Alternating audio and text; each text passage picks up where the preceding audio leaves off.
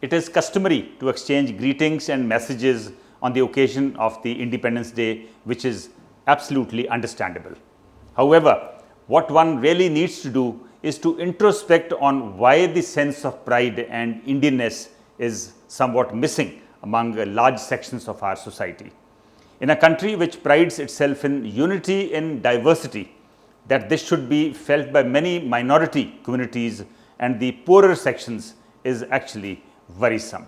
Since we have a functional democracy, one could ignore this as we have been doing since the past 68 years, but ignoring it has its own perils. Not just the lack of a sense of pride, there are strong undercurrents of separatism in different geographical areas, from Kashmir to Punjab to central India to the northeast. For the time being, let me not talk about the problems in Kashmir, central India and the northeast. During my last visit to North America, this was 3 months ago, I was surprised to find that the dominant theme at the Sikh Day parade in New York through banners and placards was Sikhs' Right to self-determination by 2020.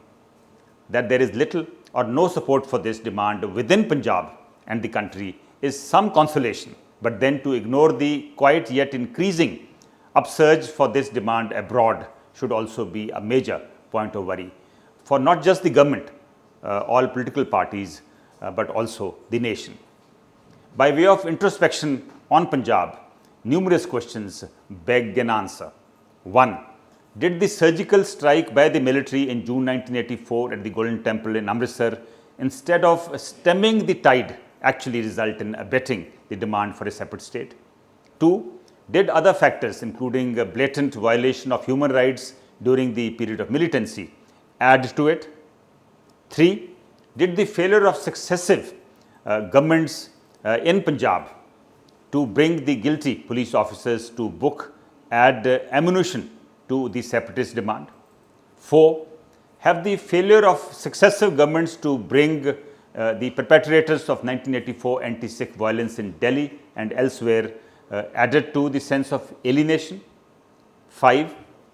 True, there is no provision in the constitution for a referendum as being demanded by separatists.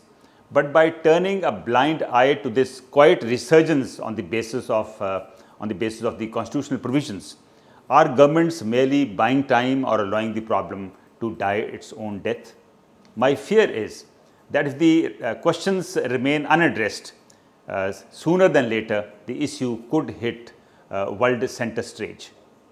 Countries like Canada and UK have successfully dealt with separatist demands in Quebec and Scotland by allowing the demand to peter out by holding referendums. Is India, which prides itself with a functional democracy, is India in a position to hold a similar referendum in various places where such demands have been raised? In our 69th year of independence, let us remember that you can't build a Team India by merely coining a slogan or by force. You have to cobble and work together a team by wide consensus.